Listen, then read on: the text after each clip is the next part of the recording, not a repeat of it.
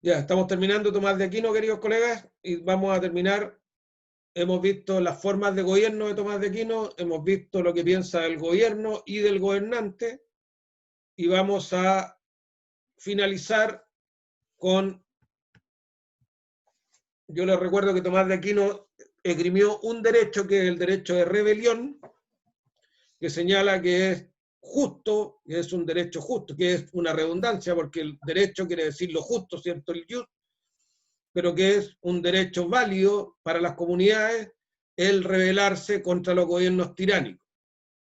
Y un segundo derecho que también hace alusión Tomás de Aquino y que sería muy importante porque en ese tiempo estamos hablando de mediados del segundo milenio, del año 1250, donde estábamos en un feudalismo declarado, ¿cierto? Donde cualquier terrateniente erigía un castillo, levantaba un castillo, ¿cierto? Y se hacía señor feudal, y todas las comunidades querían ponerse bajo el amparo de este castillo porque aquellos que vivían solos eran profanados, ¿cierto? Eran maltratados, eran esclavizados, eran ultrajados, y lo más seguro era ponerse bajo las órdenes de un feudo, de un patrón.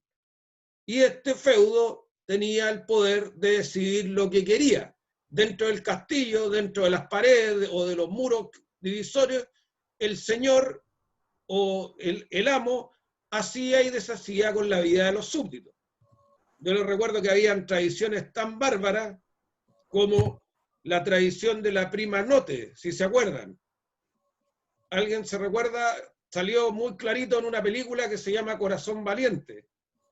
Es que todas las mujeres en edad fértil tenían que pasar la primera noche con el señor feudal antes del matrimonio. ¿Ya?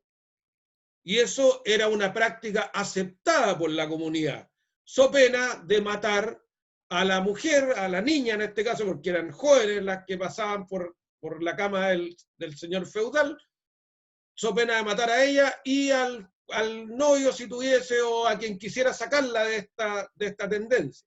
¿Ya? Esas tradiciones que pueden parecernos aberrantes hoy día eran tradiciones, eran costumbres comunes en esa época, donde las familias preferían subordinar los deseos e intereses de sus hijas antes de quedar desamparados en la nada, porque sabían que ahí iban a ser ultrajados y normalmente muertos, porque existía la ley del más fuerte, ¿no? ¿Ya? Eso pasaba en la época en que Tomás de Aquino escribía esto, y él escribía respecto a la propiedad. En esa época, colegas, donde todo era la ley del más fuerte, donde cualquiera podía erigirse un duque, un conde, ¿cierto?, o un señor feudal, es donde Tomás de Aquino escribe estas sabias posturas políticas. ¿Ya? Y él dice, tiene el hombre, tienen las personas derecho a poseer algo en propiedad. Esa pregunta ha sido un cuestionamiento, es lo que rige hoy día el mundo. ¿Eh? Yo les recuerdo que las dos grandes posiciones extremas que existen en el mundo, una es el comunismo, que lo vamos a ver más adelante, en el cual señala que las personas no deberíamos tener nada en propiedad. ¿Ya? De ahí el término comunismo. Todo es común, todo es regulado por un ente superior que ni siquiera es el Estado. Para el comunismo el Estado no debiera existir, ¿ya? Porque el Estado, lo dice Rousseau, es un invento de los ricos para proteger la propiedad privada. El comunismo, que es, insisto, una de las vertientes más extremas de esta mirada de si debe existir la propiedad, propone que no. Y el capitalismo, que es el otro extremo, ¿cierto?, puro, o el mercantilismo puro, propone que todo debería ser privado. Entonces, esta pregunta que hace Tomás de Aquino ha impactado los destinos de la humanidad por siempre. él lo verbaliza, él lo establece en un tratado, es el primero que se refiere a esto. ¿Cómo impacta la propiedad en la vida de los hombres? Estamos hablando de un cura que posteriormente fue canonizado, en plena Edad Media, en plena época del feudalismo, en plena época donde la Iglesia tenía la preeminencia, donde se cometían muchas aberraciones en nombre de la religión, ¿cierto? Y él genera esta pregunta: ¿tienen las personas derecho a tener algo en propiedad? Y su respuesta claramente es sí. Las personas deben tener cosas en propiedad, ¿ya? Tienen derecho a propiedad y administrar sus posesiones como mejor les plazca, dice él, sin que los demás puedan entrometerse en lo que la persona posee. ¿En qué se fundamenta ese derecho? En la naturaleza de las personas. Porque las personas, siendo seres racionales, estamos hechos para vivir en sociedad y así lo exige el propio bien de la persona, el bien de la familia y el bien de toda la comunidad. La mejor forma de mantener una comunidad ordenada y tranquila, dice Tomás de Aquino, es cuando se respeta el derecho de propiedad del otro. ¿Por qué? Porque la propiedad privada es condición necesaria para tener independencia, porque es el medio por excelencia para construir y perpetuar la familia. Y por último, que es uno de los motivos más importantes, porque a la sociedad le reporta grandes beneficios, ya que la propiedad individual evita innumerables litigios, innumerables controversias, innumerables disputas sobre el uso de las cosas en común. Donde hay cosas en común, van a haber disputas, van a haber litigios. Lo mejor es que cada uno tenga su porción. Eso señala Tomás de Aquino. Pero, ojo con esto, tiene obligaciones en la propiedad. ¿Puede la persona, dice Tomás de Aquino, hacer lo que quiera con su propiedad? No, la propiedad privada tiene obligaciones. Y la más importante es no tener bienes improductivos, que no le sobre nada, ¿ya?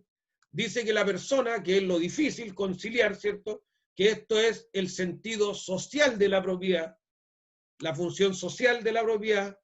Dice que es muy difícil, nosotros lo vemos hoy día, ¿cierto?, y él lo veía también, pero las personas deberían tener solamente lo que necesitaran para vivir de buena forma su vida con decoro, ¿ya? Y todo lo restante debería ser puesto a disposición de los que tienen menos. Ese es un deber de justicia social, repartir lo superfluo, lo que les sobra, con la mayor equidad posible, principalmente facilitando el trabajo y la ocupación para el bien común y como medio de que todos puedan atender a sus necesidades. Eso es el gran tratado que plantea Tomás de Aquino. De Agustín de Hipona estamos claros, ¿cierto? Porque esto es el resumen de Tomás de Aquino. ¿Qué es lo importante de Tomás de Aquino? Da el impulso más grande para reafirmar la posición de la Iglesia sobre el gobernante. A diferencia de Agustín de Hipona, él establece una sanción para todas las personas, incluidos los monarcas, que no quisieran subordinarse al poder de la Iglesia. Y esa sanción es la excomunión o excomulgación, ¿eh? Él le pone la categoría de delito a quien no quiera someterse al poder de la Iglesia. Por lo tanto, le da un impulso radical a lo que venía diciendo Agustín de Hipona, que todos debían someterse al poder de la Iglesia. Reafirma la posición entonces de la Iglesia sobre el gobernante. Segundo postulado importante de Tomás de Aquino, ejecuta una primera o gran clasificación de las leyes. Él tiene una tipología, hace una separación de las leyes y las clasifica en tres grupos: la ley divina o eterna, la ley natural o de la naturaleza humana, y las leyes positivas o las leyes escritas. o el ordenamiento jurídico. ¿Bien? Después habla de la forma de gobierno y los dotes del gobernante, ¿cierto? Él sostenía que existían formas puras y formas impuras, al igual que Aristóteles, pero señala que su forma de gobierno indicada era la monarquía, una autoridad fuerte. Así como Dios es uno que gobierna todo el universo, también un monarca debía gobernar a todas las personas en la tierra. Que habla de la rebelión como derecho autorizado de las personas ante los gobiernos tiránicos. Carmen,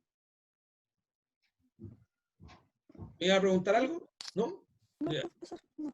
Habla del derecho a rebelión y también qué opina Tomás de Aquino, este santo, respecto al tiranicidio. ¿Yeah? Él avala las dos situaciones, avala la rebelión y avala el tiranicidio, el eliminar al gobernante tiránico. Y finalmente, él señala su visión respecto a la propiedad privada. Si deben las personas tener propiedad privada y cuál es la función social de la propiedad privada. ¿Ya? Y Tomás de Aquino será base para todos los pensadores políticos occidentales desde ese año 1250 hasta bien entrado el siglo XX, si no todavía está vigente. Eso es la visión política de Tomás de Aquino, el resumen de la visión política.